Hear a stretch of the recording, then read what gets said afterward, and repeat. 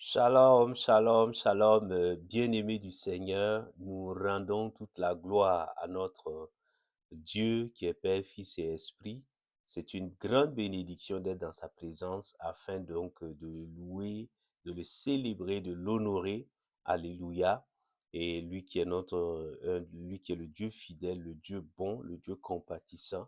Alléluia. Il est bon et il est bienséant donc d'adorer le Dieu vivant. Gloire au Seigneur. Donc, et c'est une grande bénédiction encore d'être dans sa présence, outre de le louer, d'écouter, de pouvoir écouter sa parole. Alléluia, sa parole qui est la nourriture de nos âmes, que toute la gloire lui revienne. Amen. Alors, nous continuons donc à recevoir les enseignements du Seigneur Saint-Esprit au sujet de la moisson, mon frère, ma sœur. Et nous continuons ce dimanche-là par la grâce du Saint-Esprit. Le dimanche passé, le Saint-Esprit nous avait donc montré la nécessité pour le nouveau croyant, alléluia, le nouveau converti en Christ, de pouvoir expérimenter la communion fraternelle. Alléluia. C'est une grande bénédiction que de pouvoir faire cette expérience-là. Et justement, le nouveau croyant, donc, lorsqu'il remplit un certain nombre de conditions, il pourra véritablement vivre cette expérience-là à la gloire de notre Seigneur Jésus-Christ. Est-ce que tu comprends, mon frère, ma soeur? Et nous continuons donc ce dimanche-là, et par le thème que le Seigneur nous donne, il est intitulé, mon frère, ma soeur, Conserver la moisson, deux points, apprendre à accepter la souveraineté de Dieu. Je répète, conserver la moisson, deux points, apprendre à accepter la souveraineté de Dieu. Et nous allons nous appuyer donc sur Matthieu chapitre 20, du verset 1 à 15, mais comme le passage est long, nous allons juste nous limiter au verset 14 à 15 là. Donc, tu peux le noter, Matthieu chapitre 20, verset 14 à 15. Je lis le passage. Il est écrit, c'est le Seigneur Jésus-Christ qui parle. Il dit, prends ce qui est à toi et va-t'en. Je veux donner à celui qui est le dernier autant qu'à toi. Ne m'est-il pas permis de faire de mes biens ce que je veux? Ou vois-tu de mauvais œil que je sois bon? Alléluia. Alors, je replace un peu le contexte de ces versets-là pour que tu comprennes, mon frère, ma soeur. Tu connais très bien cette parabole-là des ouvriers. Alléluia. Les ouvriers qui ont été embauchés donc à différentes heures là par le maître de la vigne et justement, donc, il rencontre plusieurs ouvriers à différentes heures de la journée. Il les embauche et chaque groupe de travailleurs, il s'accorde donc avec ces travailleurs de les payer à la fin donc de leur travail un denier. Donc, et il va le faire ainsi pour tous les groupes de travailleurs donc il va recruter tout au long de la journée. Et donc, à la fin, justement, vers les dernières heures de la soirée, il va recruter un groupe de travailleurs et leur payer le même salaire que qu'à ceux donc qu'il a recrutés donc depuis le matin et qui travaillaient donc pour, euh, pour sa vie.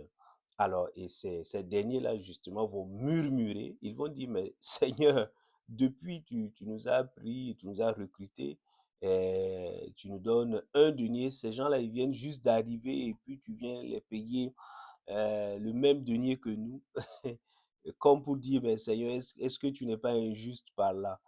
Et le Seigneur de répondre justement, mon ami, je ne te fais pas tort. N'as-tu pas été d'accord avec moi pour un denier? Et là, il dit, prends ce qui est à toi et va-t'en. Je veux donner à celui qui est le dernier autant qu'à toi. Alléluia. Ne m'est-il pas permis de faire de mes biens ce que je veux? Ou vois-tu d'un mauvais œil que je sois bon? Alléluia. Donc, Jésus donc donne cette parabole-là pour parler de la souveraineté de Dieu également. Il y a plusieurs thèmes dans cette parabole, mais ce qui nous intéresse ici pour ce dimanche-là et concernant le sujet général de la moisson, c'est la souveraineté de Dieu. Là où le maître Lavi dit, il dit justement, ben, ne m'est-il pas permis de faire de mes biens ce que je veux? Alléluia. Tu comprends, mon frère, ma soeur? Et le nouveau croyant, justement, celui qui a donné sa vie à Christ, doit véritablement être enseigné sur la souveraineté de Dieu. Il y a tellement d'idées fausses autour de la souveraineté de Dieu que si le nouveau croyant ne comprend pas cela, il pourrait penser que Dieu est un Dieu injuste, un Dieu méchant, or que non. Notre Dieu est un Dieu qui est bon, notre Dieu c'est un Dieu qui est juste, c'est un Dieu qui est fidèle. Alléluia. Tu comprends? Et donc, mon frère, ma soeur, il est extrêmement important. Nous allons voir 2 à 3 points. Premièrement, nous allons voir justement à quoi renvoie justement la souveraineté, la notion de souveraineté de Dieu. Quand on parle de souveraineté, à quoi fait-on référence concrètement? À quelle situation fait-on référence? La deuxième chose, le deuxième point, alléluia, dans ce message, c'est que nous verrons les raisons pour lesquelles le nouveau croyant devrait justement se soumettre, devrait accepter la souveraineté de Dieu. Et là, le troisième point, mon frère, ma soeur, tu peux le noter, nous verrons justement comment de manière concrète le nouveau croyant pourrait justement accepter plus facilement cette souveraineté de Dieu. Est-ce que tu comprends? Donc, tu peux noter, mon frère, ma soeur. Donc, premier point, qu'est-ce que la souveraineté de Dieu? Alors, donc ça renvoie à la souveraineté de Dieu renvoie à une multitude de situations et la Bible en parle. Donc nous ne pourrons pas énumérer l'ensemble des situations. Nous allons juste évoquer quelques situations qui font référence, qui désignent, alléluia, qui nous permettent de mieux cerner ce que l'on entend par lorsqu'on dit que Dieu est souverain ou lorsqu'on parle de la souveraineté de Dieu. Alors, le premier point et le premier aspect, quand on parle de la souveraineté de Dieu, c'est que on veut dire que Dieu est le créateur de toutes choses. Alléluia. Et nous le voyons dans Jean chapitre 3 là, mon frère, ma soeur, Jean chapitre 1, pardon, verset 3. Jean chapitre 3, Jean chapitre 1, verset 3, il dit, tout a été fait par la parole, c'est-à-dire par Dieu, et rien de ce qui a été fait n'a été fait sans elle. Alléluia. Donc, Dieu est souverain en, dans la mesure où il a créé donc toutes choses. Il est à l'origine donc, alléluia, c'est lui qui a créé la terre, le ciel, la mer, alléluia. Les différentes créatures là, Dieu est l'auteur, alléluia. Contrairement à une opinion donc, à d'autres opinions qui veulent, alléluia, nier donc cette vérité là. Non, la Bible dit clairement, tout a été fait, alléluia. Et cela renvoie à la souveraineté de Dieu. Parce que cette souveraineté-là implique une certaine puissance de créer. Or, Dieu a eu cette puissance-là et ce pouvoir, alléluia, de créer donc des choses, de créer donc ce qui existe. Est-ce que tu comprends, mon frère, ma soeur? Est-ce que tu comprends? Donc, Dieu est le créateur. Et cela donc il faut le comprendre, alléluia, et il faut l'accepter. La deuxième situation, la Bible dit que alléluia, ça c'était concernant les choses, la première situation. La deuxième situation, Dieu est le créateur de l'être humain. Alléluia. L'être humain, ses ancêtres ne sont pas des singes. Non, non, mon frère, ma soeur. Alléluia. Tes ancêtres là n'étaient pas des singes. Tu viens donc, tu es une création de Dieu. Alléluia. Tu viens de Dieu. Amen. Donc, et il le dit clairement dans Genèse chapitre 1 là, mon frère, ma soeur, Genèse chapitre 1, nous le voyons clairement, verset donc 27. Tu comprends qu'est-ce qu'il dit donc dans ce verset-là? Il dit, Dieu créa l'homme à son image. Il le créa à l'image de Dieu, homme et femme. Il les créa. Alléluia, j'aime tellement cette précision. Donc Dieu dit, et la parole de Dieu nous dit clairement que Dieu a créé l'être humain. Est-ce que tu comprends? Et il les a fait hommes et femmes, genre masculin et féminin. Alléluia. Et cela relève de sa souveraineté, ce pouvoir de créer l'être humain là en distinguant deux genres. Cela relève de sa souveraineté. Alléluia. Dieu n'a pas voulu créer un troisième genre, un quatrième genre, etc. Non. Ou un genre inconnu. Non. D'où cela vient-il que, alléluia, un être humain peut se lever et avoir une crise d'identité et se demander, est-ce que je suis un homme? Est-ce que je suis une femme? Est-ce que je suis un homme et une femme à la fois? Non, la Bible dit qu'il les créa à son image à lui. Il les créa hommes et femmes. Alléluia. Lorsque je commence à avoir une crise d'identité, à me poser des questions sur ma masculinité, sur ma féminité, sur le fait que je sois un homme ou une femme, cela ne vient pas de Dieu. Je vais entrer en rébellion, alléluia, contre la souveraineté de Dieu. Si je décide donc de dire, non, moi je ne suis pas un homme, je suis devenu une femme, je suis en train de remettre en cause la souveraineté de Dieu concernant la manière dont il a créé donc l'être humain. Alléluia. Tu comprends? Il dit, il les créa hommes et femmes. Oh, je prie que tu puisses avoir cette révélation-là dans le nom de Jésus. Amen. Ensuite, troisième situation, la Bible nous dit également que Dieu, la souveraineté de Dieu implique donc que Dieu, alléluia, fait référence au fait que Dieu est au-dessus des choses naturelles. Il est au-dessus. Il a une suprématie sur les choses naturelles. Alléluia. Et nous le voyons donc avec le Seigneur Jésus quand il vient, alléluia, et il calme le vent et la tempête, dans Marc chapitre 4, là, verset 40 à 41, les disciples sont choqués. Jésus se lève, il menace le vent et la tempête, et tout est calme, la mer est calme. Et ils se disent, mais qui est celui-ci à qui obéissent même les vents et la tempête? Alléluia. Donc, tu comprends par là que Jésus, notre Seigneur, le Dieu vivant, il n'est pas soumis aux lois physiques auxquelles nous sommes soumis en tant qu'êtres humains. Il n'est pas soumis aux lois de l'économie, aux lois de la médecine, aux lois de la physique. Non, mon frère, ma soeur, il est au-dessus de ça puisque c'est lui le créateur. Alléluia. D'où cela vient-il que souvent nous voulons limiter Dieu? Parce que nous, humainement, nous pouvons être limités par les lois, alléluia, les lois donc de la nature. D'où cela vient-il que nous pensons que Dieu également est limité comme nous? Non. Est-ce que tu comprends? Parce que Dieu est souverain. Il a cette suprématie-là. Il est au-dessus des choses naturelles qu'il a pu créer. Est-ce que tu comprends? Et donc, peu importe la situation que tu pourras vivre, mon frère, ma soeur, un médecin pourra te dire, la maladie que vous avez là, elle est incurable. La médecine ne peut pas traiter cela. Alléluia. Mais tu dois savoir, mon frère, ma soeur, en tant qu'enfant de Dieu, alléluia, en tant que croyant en Christ là, que Christ, alléluia, est au-dessus des lois, entre guillemets, de la médecine. Christ est au-dessus donc de ce que, alléluia, il peut faire ce que la médecine ne peut pas faire, puisqu'il n'est pas soumis aux lois de la médecine. Est-ce que tu comprends? Il peut, alléluia, il est au-dessus des lois de l'économie. Il est au-dessus des lois de la physique. Alléluia. Est-ce que tu comprends? Est-ce que tu comprends? C'est pourquoi, mon frère, ma soeur, il faut que tu comprennes ce point-là. C'est un élément important. C'est un aspect, une composante donc de la souveraineté de Dieu. Dieu est puissant. Il est au-dessus donc de ces choses naturelles-là.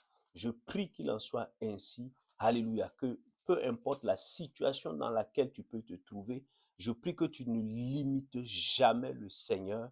Alléluia. Que ce soit donc en matière de santé, de travail, peu importe la situation, que tu ne penses jamais que Dieu est limité.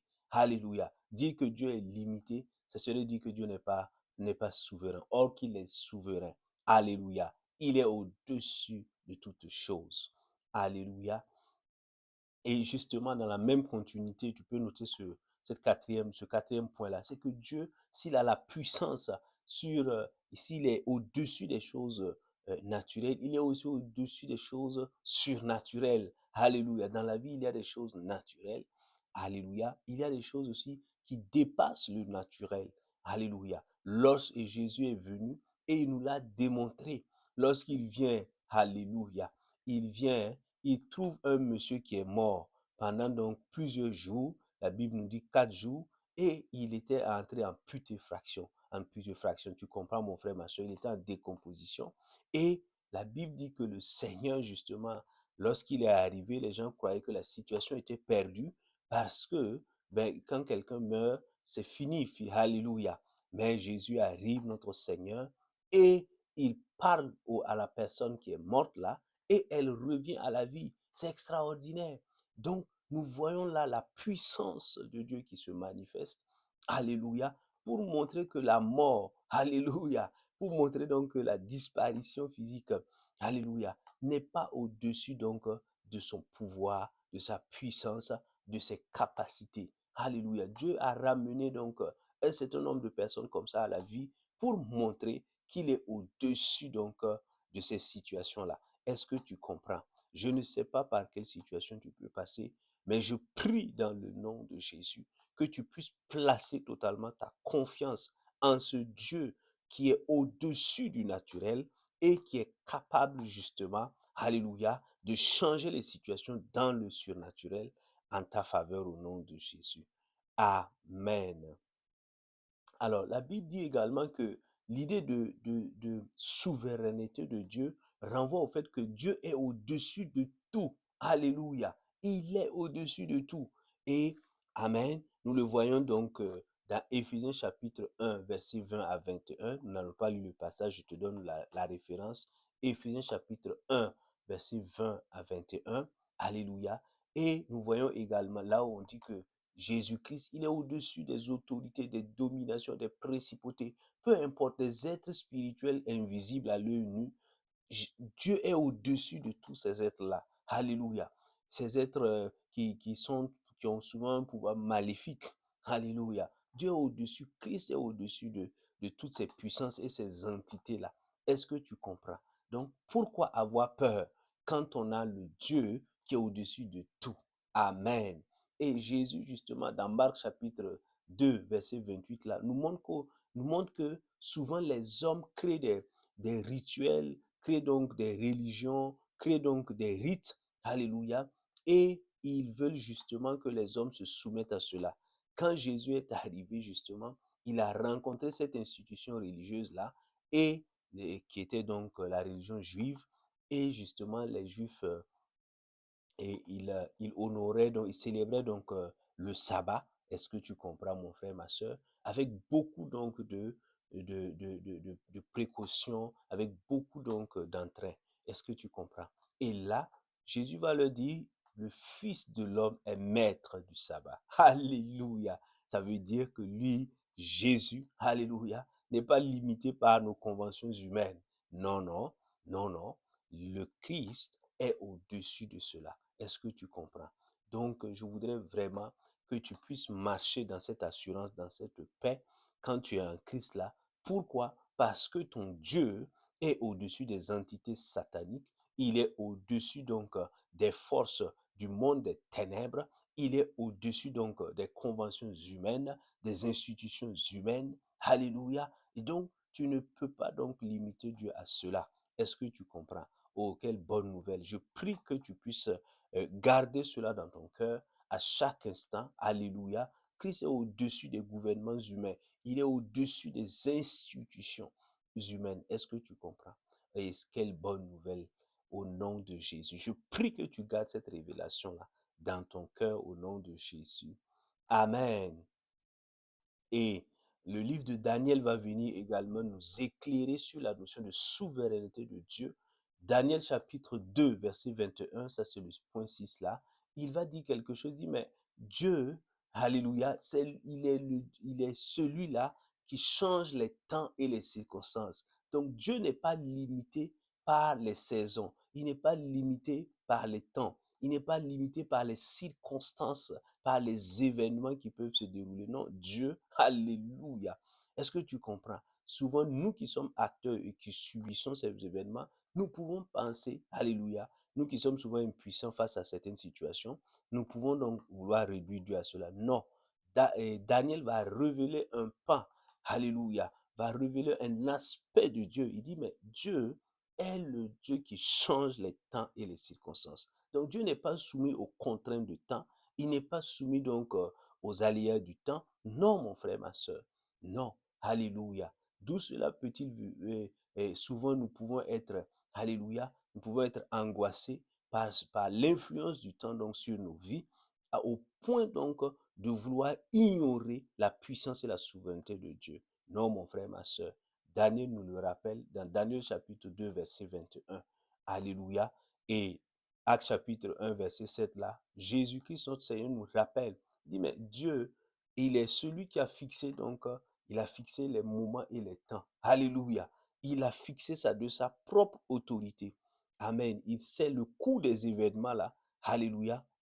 Il a fixé les choses. Alléluia. Et c'est lui qui les a fixés. Regarde le pouvoir, la puissance, l'autorité de Dieu, la souveraineté de Dieu. Quelle bonne nouvelle de savoir que ce Dieu-là est ton Père. Il est ton papa. Est-ce que tu comprends? Quand tu as donné ta vie à Christ Jésus. Oh, quelle merveilleuse nouvelle. Je prie que nous puissions garder donc cette révélation au nom de Jésus. Amen. Et septième situation, mon frère, ma soeur, à laquelle donc on peut renvoyer la notion donc de souveraineté de Dieu. Lorsqu'on dit que Dieu est souverain, c'est que Dieu accorde les dons, la récompense, la rémunération, appelle ça comme tu veux, selon le conseil de sa volonté, selon sa propre volonté, pas selon un être humain. Alléluia. Dieu accorde sa grâce, alléluia, ses dons, ce qu'il veut. Alléluia à qui il veut. Il le fait selon sa volonté. Et cela, nous le voyons dans deux versets. Matthieu chapitre 20, verset 1 à 15, là justement, avec la parabole des ouvriers. Oui, il dit, mais alléluia, ne puis-je pas faire ce que je veux avec mes propres biens? Oui, je suis libre. Alléluia. Et ça, c'est la souveraineté de Dieu. Il dit également dans 1 Corinthiens 12, verset 11, là, que Dieu distribue les dons spirituels comme il le veut, comme il l'entend. Alléluia. Donc ici, il faut comprendre cela. Ça va éviter donc aux nouveaux croyants de devenir jaloux, de se comparer à quelqu'un, d'être envieux de quelqu'un parce que tel frère ou telle sœur a tel don, il a tel charisme, il a tel bien, etc. Il a telle grâce. On commence à le jalouser, on commence donc à le calomnier, on commence à le combattre. Non, alléluia, c'est parce que tu ne comprends pas la souveraineté de Dieu que tu peux rentrer donc dans ces choses charnelles-là. Est-ce que tu comprends? Mais le nouveau croyant doit comprendre que Dieu, alléluia, à la lumière de ces versets-là, Dieu, il dit, je fais ce que je veux, alléluia, avec mes biens. C'est Dieu qui donne. Les dons spirituels sont accordés par le Saint-Esprit. Et il ne donne pas en fonction selon quelqu'un. Il le donne en fonction de lui-même, selon le propre conseil de sa volonté. Est-ce que tu comprends? Les hommes pourront te jalouser. Certains méchants ne voudront pas que Dieu t'accorde ceci ou cela. Cela ne dépend pas d'eux. Alléluia. Dieu a déjà choisi souverainement de t'accorder des dons, de t'accorder ceci ou cela. Que cela plaise à quelqu'un ou pas. Alléluia. C'est pourquoi tu ne dois pas trop surestimer donc l'opinion ou la vie des gens en tant que nouveau croyant. Est-ce que tu comprends? Parce que Dieu s'est choisi souverainement. Il a décidé, selon le conseil de sa volonté, de t'accorder ceci ou cela selon sa grâce. Est-ce que tu comprends? Je prie que nous puissions donc comprendre cela et marcher donc dans l'action de grâce en bénissant le Seigneur pour la vie des autres lorsqu'il leur fait grâce. Alléluia. Même lorsque nous n'avons pas reçu ces grâces-là, nous devons bénir le Seigneur pour cela. Au nom de Jésus et non être jaloux, envieux. Cela n'a rien à voir avec un enfant de Dieu. Je prie que nous ayons cette bonne compréhension dans le nom de Jésus. Amen. Alors, la deuxième partie, c'est que en deuxième point, la deuxième idée, la deuxième grande question, quelles sont les raisons pour lesquelles je devrais donc me soumettre, je devrais me soumettre à la souveraineté de Dieu. Quelles sont ces raisons-là? Alléluia. Quelles sont les raisons qui devraient me pousser à accepter la souveraineté de Dieu? Alléluia. Parce que cette souveraineté qui implique sa volonté, peut aller souvent à l'encontre de moi, ma propre volonté, de moi, mes propres désirs. Oui. Et quand il y a ce choc-là, généralement, il y a ce choc d'ailleurs, alléluia, moi, je dois me soumettre. Alléluia. Mais pour quelles raisons? Alléluia. La Bible donne quelques raisons. Je vais juste énumérer trois et nous allons avancer. La première raison, la Bible nous dit que en tant que nouveaux croyants, nous devons, et en tant qu'enfants de Dieu de manière générale, nous devons nous soumettre à la souveraineté de Dieu. Accepter, alléluia, cette souveraineté-là. Pourquoi? Parce que Dieu, il est notre roi, il est notre Seigneur, il est notre maître. Alléluia. Tu entends? Dans Jérémie 3 là, verset 14, il dit, car moi, je suis ton maître. Alléluia. Dieu parle avec autorité là-bas, il le dit, je suis ton maître. Alléluia. Est-ce que tu comprends, mon frère, ma soeur?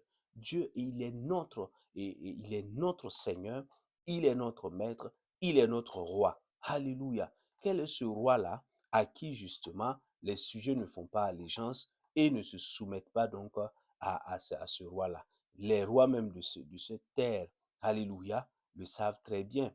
À plus forte raison, le roi des rois. Alléluia. Tu comprends? Donc Dieu, il est le roi et nous appartenons à son royaume. Donc quoi de plus normal que de se soumettre donc à sa volonté, de se soumettre à sa parole? Est-ce que tu comprends? Et justement, parce qu'il est notre Seigneur, il est plus grand que nous, il est plus sage que nous, il est plus intelligent que nous. Alléluia. Et c'est l'une des raisons pour lesquelles toi et moi, nous devons accepter, que cela nous plaise ou pas, nous devons accepter. Souvent, c'est désagréable, souvent donc, alléluia. Mais nous devons l'accepter parce que Dieu est plus sage que nous. Il est notre maître. Et Paul le dit, il dit, moi, je suis l'esclave heureux du Seigneur.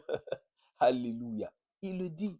Il dit, moi, Paul, là, moi, Paul, je suis l'esclave heureux du Seigneur. Donc, il avait compris.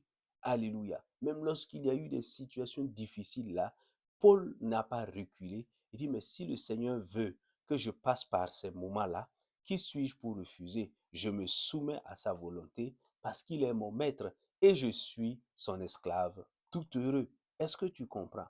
Et nous devons faire comme Paul. Alléluia. Je prie qu'il en soit ainsi dans nos vies, dans le nom de Jésus. Amen.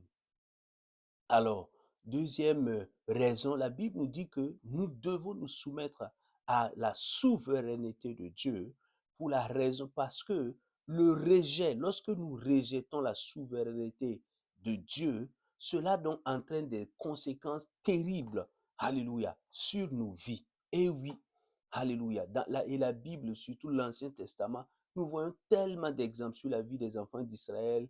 Alléluia. Certains sont nommés de manière expresse lorsqu'ils refusent, lorsque ces personnes-là refusent de se soumettre à l'autorité, à la volonté, à la souveraineté de Dieu, qu'est-ce qui se passe? Nous voyons donc tout un ensemble de drames, de tragédies donc, qui frappent donc ces personnes-là de manière impitoyable. Est-ce que tu comprends? Donc, il y a des conséquences. Donc, il ne faut pas donc, jouer avec cet aspect-là. Et nous le voyons, la Bible donc le rappelle dans le psaume là. Est-ce que tu comprends? Le psaume 78 là, verset donc, psaume 78, verset 58 à 64. Nous lisons, mon frère, ma soeur. Donc, verset donc 50, euh, psaume 78, verset donc 58 à 60 à 64. Il dit, ils l'irritèrent par leur haut lieu et ils excitèrent sa jalousie par leur statut. Dieu entendit et fut en courroux. Il eut un grand mépris pour Israël. Il délaissa la demeure de Silo, la tente où il demeurait parmi les humains. Il livra sa puissance à la captivité et sa splendeur entre les mains de l'adversaire. Il livra son peuple à l'épée et fut en courroux contre son héritage. Le feu dévora ses jeunes hommes et ses vierges ne reçurent pas de louange. Ses sacrificateurs tombèrent par l'épée et ses veuves ne pleurèrent pas. Est-ce que tu entends, mon frère, ma soeur? Regarde les conséquences. Ils n'ont pas voulu se soumettre à Dieu. Ils se sont rebellés. Ils se sont révoltés contre la souveraineté de Dieu. Dieu avait décidé un certain nombre de choses. Ils ont commencé à rejeter, à rejeter. Et à un moment donné, alléluia, la patience de Dieu donc a pris fin. Et Dieu et les conséquences ont commencé. La mort est venue. La destruction dans la vie des jeunes gens, dans la vie des veuves, dans la vie donc des sacrificateurs, des pasteurs, parce qu'ils ont refusé la souveraineté de Dieu. Regarde, et souvent nous sommes comme ça également dans nos vies. Alléluia. Dieu peut dire, attends mon frère, ma soeur, sur tel aspect. Et nous disons non, je ne veux pas attendre, je vais faire ce que je veux. Et après, nous avons tous les 1000 problèmes du monde entier. Et nous voulons accuser encore Dieu. Non, mon frère, ma soeur, sortons de cette immaturité-là. Est-ce que tu comprends? Non, non. Alléluia. Il y a des conséquences. Le fait de rejeter la souveraineté de Dieu. Alléluia. Combien ont refusé de dire, ok, certains ont dit, je refuse de croire que je suis un homme, je veux me transformer en femme. Et on voit souvent des témoignages de beaucoup qui regrettent, qui disent non, ne faites plus comme moi. Il y a eu des conséquences terribles sur leur corps, leurs âmes, leurs esprits. Alléluia. Et ces personnes-là souffrent énormément. Tu comprends, mon frère, ma soeur. Donc, pour simplement, elles subissent ces souffrances-là. Ce n'était pas la volonté de Dieu. C'est parce qu'elles ont refusé cette volonté du Seigneur que ces souffrances-là, donc, leur sont arrivées. Est-ce que tu comprends? Je prie dans le nom de Jésus. Alléluia. Que nous puissions nous soumettre. Je prie que nous puissions totalement nous soumettre à sa souveraineté. Au nom de Jésus. Amen. Et la Bible dit justement qu'en revanche, lorsque nous acceptons la souveraineté de Dieu, la volonté parfaite de Dieu dans nos vies, qu'est-ce qui se passe? Ce qui va se passer, il y aura des conséquences heureuses. Il y aura donc de bonnes choses qui vont nous arriver. Nous allons donc expérimenter la vie, nous allons expérimenter la paix, nous allons expérimenter le bonheur qui vient de Dieu. Nous allons expérimenter la victoire, nous allons triompher des différentes situations. Alléluia, parce que nous nous serons soumis, nous aurons accepté sa souveraineté. Alléluia. Et le verset, justement, c'est Jérémie chapitre 29, verset 11. Tu connais ce verset. Il dit, mais moi l'Éternel, je connais les projets que j'ai formés pour toi. Moi, j'ai des projets. Alléluia. Ce sont des projets de paix et non et de bonheur et non de malheur. Alléluia, pour te donner un avenir et une espérance. Dieu dit, moi j'ai formé de projets de paix. Donc ce que je veux, mon plan pour toi, ma volonté pour toi, c'est que tu vives, tu aies une vie remplie de paix, remplie de joie, remplie de douceur, remplie de, alléluia, de bonheur. C'est que tu puisses marcher, triompher des situations difficiles. Est-ce que tu comprends? Ça, c'est sa volonté. Dieu, il a souverainement décidé. Donc, tout enfant de Dieu qui donne, tout enfant de Dieu, voici sa destinée. Est-ce que tu comprends? Ça, le Seigneur l'a déjà fixé. Amen. De manière souveraine. Alléluia. Donc, et lorsque tu acceptes justement, alléluia, te soumettre en disant, Seigneur, non plus ma volonté, comme le Seigneur Jésus l'a fait, en disant, non plus ma volonté. Seigneur, si tu peux éloigner de moi cette coupe, mais si cela n'est pas ta volonté, Seigneur, j'accepte. Alléluia. Et je me soumets à cette volonté. Et nous devons faire comme notre Seigneur Jésus qui nous a donné l'exemple. Est-ce que tu comprends? Et nous allons vivre la vie. Alléluia. La vie divine, c'est pas le souffle seulement, la vie divine, la vie abondante, que le Seigneur a réservée pour nous. Je prie que nous puissions donc comprendre cela, que nous puissions accepter, alléluia, au nom de Jésus-Christ de Nazareth. Amen. Et pour terminer, mon frère, ma soeur, troisième point, comment justement pourrais-je, en tant que nouveau croyant, me soumettre à la souveraineté de Dieu? Comment pourrais-je accepter facilement donc cette souveraineté de Dieu? Alors, je dois, alléluia, il ne s'agit pas encore d'aller prier, non, je dois avoir une certaine représentation de qui est Dieu et de comment il agit. Alléluia. Donc, comme je te l'ai dit, donc la première clé que la Bible donc nous montre, c'est que toi et moi, nous devons accepter que les voies de Dieu, les chemins de Dieu sont justes et meilleurs que nos chemins, que nos voies. Oui, il le dit dans Apocalypse, Alléluia, 15, 3 là. Il le dit également dans le psaume 18, verset 31. Il dit, mais les voies du Seigneur, elles sont justes, elles sont parfaites. Alléluia, elles sont équitables. Est-ce que tu comprends? Donc, souvent tu penses, et la Bible dit dans le livre des Proverbes, un homme pense que telle voie mène à la vie, alors que la voie la mène à la mort. Mais c'est la voie du Seigneur qui mène à la vie. Alléluia. Donc je dois accepter. Souvent, je peux ne pas comprendre la voie du Seigneur, le chemin qu'il veut que j'emprunte. Je ne maîtrise pas beaucoup tout. Alléluia. Mais si j'ai reçu la conviction en moi que c'est la voie que le Seigneur donc a tracée, je l'emprunte avec certitude, avec assurance. Et je verrai que c'est une voie, alléluia, qui mène à la vie, qui mène à l'abondance. C'est pourquoi David avait la révélation, il dit dans le psaume 23, là, il dit, mais le Seigneur, il me conduit où? Dans de verts pâturages, près des eaux paisibles. Est-ce qu'il me conduit à la mort? Non. Est-ce qu'il me conduit à la honte? Non. Est-ce qu'il me conduit vers l'humiliation? Non. Est-ce que tu comprends, mon frère, ma soeur? Donc, il faut accepter. C'est d'abord une question d'accepter dans ton cœur, dans mon cœur. Nous devons accepter que les voies du Seigneur pour nous, en tant qu'enfants de Dieu, elles sont parfaites, elles sont justes. Est-ce que tu comprends? Et elles sont meilleures que ce que nous aurions pu faire comme choix. Alléluia. Souvent, humainement, tu peux dire, oh, moi, je voulais devenir un enseignant. Et alléluia. Et Dieu, dans sa voie, a permis que je devienne, je sais pas moi, je fasse une autre profession. Cette voie que le Seigneur a permise là est la meilleure pour toi. Et tu dois l'accepter. Bénis le Seigneur. Tu aurais été enseignant, que tu serais l'enseignant le plus malheureux de la terre. Alléluia. Et des situations catastrophiques allaient t'arriver.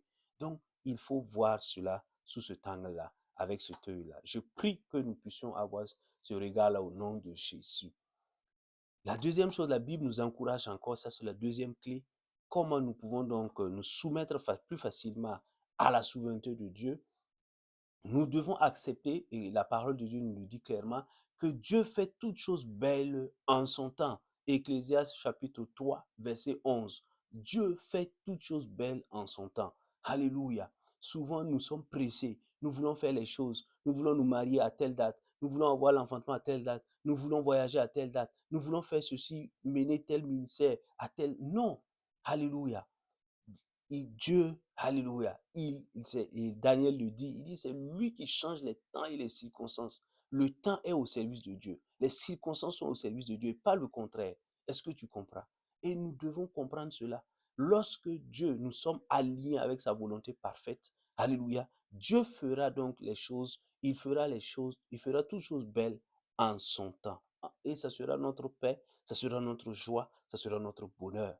Alléluia. Mais lorsque nous faisons comme Sarah, nous disons, bon, Dieu tarde, nous allons l'aider, alléluia, avec papa Abraham, nous allons l'aider à accélérer les choses. Nous allons nous créer des problèmes. C'est une brèche que nous allons ouvrir. Satan va venir, les démons vont venir, les sorciers vont venir et nous humilier. Alors que ce n'était pas dans le plan de Dieu.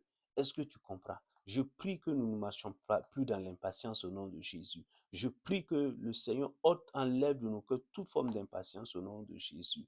Amen.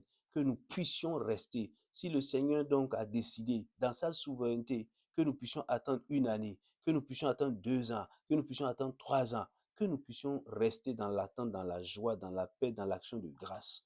Alléluia. Au nom de Jésus-Christ de Nazareth. Amen.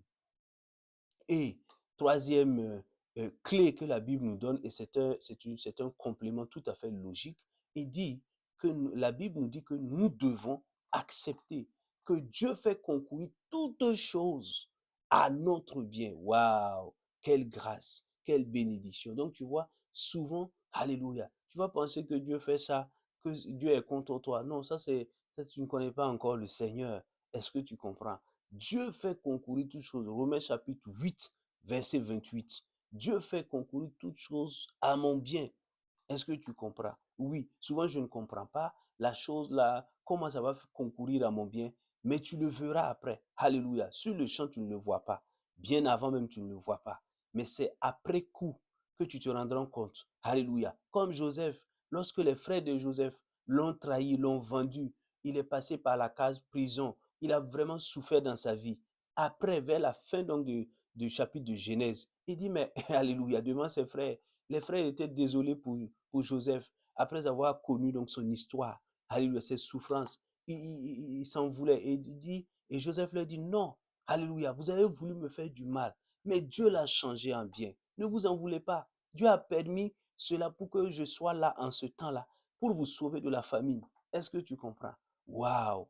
Oui, est-ce que tu comprends? Et c'était la même chose avec le Seigneur Jésus. Le diable croyait que quand le Seigneur allait mourir, c'était la fin. Non, par les souffrances, la mort et la résurrection. Alléluia. Christ est venu et il a tout accompli. Et il a délivré donc l'humanité de la mort et du péché. Et il est devenu la source du salut pour quiconque veut le recevoir comme son sauveur et Seigneur. Est-ce que tu comprends? Donc, le Dieu, souvent tu ne comprends pas l'enchaînement des circonstances, des situations, mais il faut faire confiance au Seigneur et le bénir pour cela. Alléluia. Donc, lorsque tu sais que tu marches dans la voie du Seigneur, dans l'obéissance là, et que les situations semblent contraires, il n'y a pas besoin de paniquer, il n'y a pas besoin donc d'être complètement dans la confusion, d'être dans le désespoir, dans la dépression. Non, mon frère, ma soeur. lorsque tu sais que tu marches de manière alignée avec le Seigneur là, il faut bénir le Seigneur parce qu'il fera concourir ces situations difficiles par lesquelles tu passes là à ton bien et tu le béniras davantage. Je prie qu'il en soit ainsi dans nos vies au nom de Jésus. Et la Bible nous donne une quatrième clé. Quelle est cette clé? C'est de chercher, alléluia, à être rempli du Saint-Esprit. Oui, afin de marcher par l'Esprit. Lorsque tu deviens enfant de Dieu, tu ne marches plus par toi-même. Ce n'est plus ton intelligence humaine qui te guide. Non, il y a le Saint-Esprit, le Dieu vivant en nous. Alléluia, l'Esprit de Jésus qui habite dans notre esprit, qui nous guide maintenant, qui nous éclaire, qui nous conduit. Alléluia, dans tous les aspects de nos vies. Et donc, il faut le chercher. Jésus dit, celui qui cherche trouve. Donc, il faut le chercher. Alléluia, chaque instant, pour tout aspect. Alléluia, il faut être rempli du Saint-Esprit. Et il le dit dans Galates chapitre 5, verset 16, là, il dit, marchez par l'Esprit et vous n'accomplirez pas les désirs de la chair. Tu comprends? Marchez par l'Esprit. Alléluia. Il faut marcher selon l'Esprit de Dieu. Amen. Donc, en ce moment-là, lorsque tu marches par la chair donc est rebelle à l'Esprit de Dieu. Donc, immédiatement, tu es en train de te rebeller contre la souveraineté de Dieu. Mais lorsque tu marches par l'Esprit de Dieu, tu laisses le Saint-Esprit te conduire. Alléluia. Tu entendras l'Esprit te dire, va à gauche, ne va pas à droite. Dans le livre de Nombres, là, et nous voyons cela avec les enfants d'Israël. La nuée était là. Donc, lorsque donc, et ils observaient la nuée, lorsqu'il y avait certains signes, ils s'arrêtaient, ils campaient. Lorsqu'il y avait d'autres signes, ils se levaient, ils interprétaient cela comme le feu vert que Dieu leur donnait, de se lever et puis partir. Alléluia. Et c'est comme ça qu'ils sont arrivés à bon port. Est-ce que tu comprends? Et dans notre vie ici, il en est ainsi. Le Saint-Esprit là, c'était la nuée, c'était la symbolique donc du Saint-Esprit. Est-ce que tu vois, qui doit conduire donc le croyant en Christ. Donc c'est la même chose. Des fois, le Seigneur va te parler. Il dit, arrête-toi, tu t'arrêtes.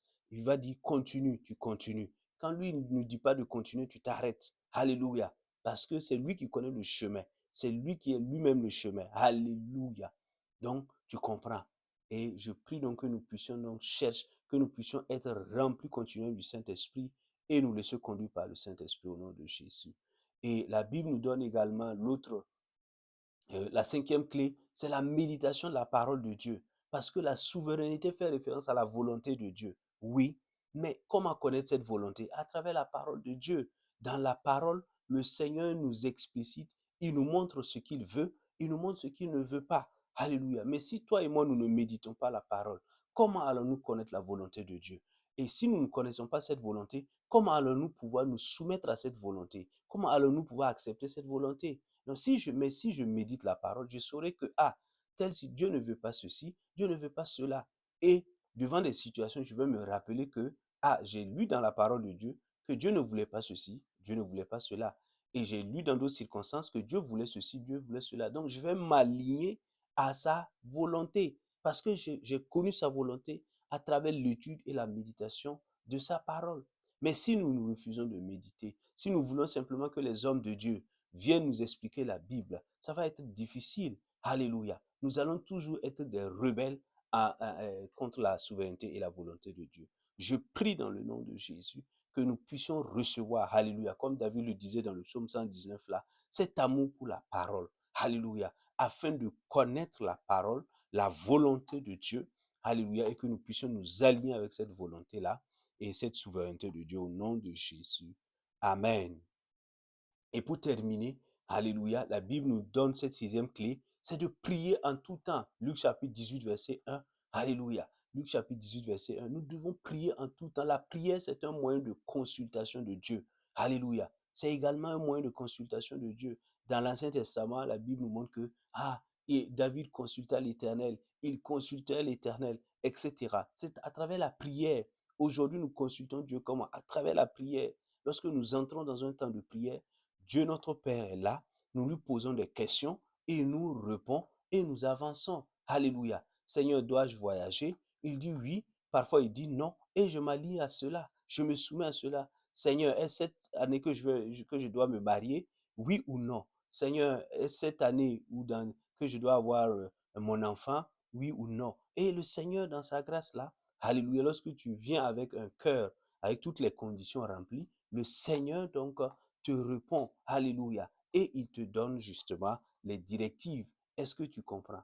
Et en ce moment, tu t'alignes, tu te soumets à cela. Donc la prière en tout temps permet justement, alléluia, de connaître ce que Dieu veut, d'avoir des réponses actualisées de Dieu et de marcher selon donc sa volonté, sa souveraineté. Alléluia. Mais est-ce que toi et moi, nous avons une vie de prière? Est-ce que nous ne sommes pas devenus paresseux en prière? Est-ce que nous ne déléguons pas la tâche de la prière aux hommes de Dieu en disant, oh, homme de Dieu, femme de Dieu, priez pour moi, aidez-moi. Et l'homme aussi, lui aussi va dire, oui, je vais prier pour vous. Et tu commences à dormir. Alors que non, lui-même, il a des problèmes. Alléluia. En tant que serviteur de Dieu, lui-même, il a des problèmes. Lui aussi, il invoque la miséricorde de Dieu. Donc, tu ne dois pas déléguer cette tâche-là. Tu dois te lever dans la prière. Tu es un enfant de Dieu. Tu n'es pas le cousin de Dieu. Tu es un enfant de Dieu. Alléluia. Et tu pries simplement. Alléluia. Selon donc la recommandation de notre Seigneur, Dieu va t'écouter et il va donc il va t'apporter des réponses à tes questions et tu vas connaître sa volonté et tu vas agir selon sa volonté et marcher selon sa souveraineté. Je prie donc que nous puissions donc marcher dans cette dynamique-là au nom de Jésus. Amen. Nous nous arrêtons là, mon frère, ma soeur. Je voudrais donc prier pour toi. Je prie dans le nom de Jésus que tu puisses comprendre ce message-là, accepter ce message et le mettre en pratique au nom de Jésus. Je bénis ta semaine. Alléluia. Je déclare que tu marches le cœur rempli de paix, le cœur rempli de joie, le cœur rempli donc, alléluia, d'action de grâce au nom de Jésus-Christ de Nazareth. Et si tu souffrais d'un quelconque mal, alléluia, je déclare au nom de Jésus, je commande à la maladie maintenant de partir. Je réduis le pouvoir de la maladie dans ton corps à néant au nom de Jésus. Et je proclame la santé divine en toi maintenant. Reçois la guérison divine. Par les meurtrissures de Christ à la croix, tu reçois maintenant la guérison au nom de Jésus. Je proclame donc que tu marches dans la victoire. Je bénis ta semaine, je bénis ta vie, je bénis ta famille au nom de Jésus. Je déclare donc qu'en en cette en cette fin d'année, la vie divine, le sang de Jésus te garde et te protège. Tu rentres dans la nouvelle année avec la vie divine, la vie Zoé, dans la victoire, avec joie, avec action de grâce, au nom de Jésus-Christ de Nazareth. Je déclare donc que la faveur de Dieu donc t'accompagne, la paix de Dieu donc t'accompagne, au nom de Jésus. Amen. Nous nous retrouvons donc la semaine prochaine par la grâce de Dieu pour encore entendre un nouvel enseignement du Saint-Esprit. Que la grâce et la faveur de Dieu continuent de t'accompagner. Au nom de Christ Jésus. Amen. Shalom, shalom, shalom.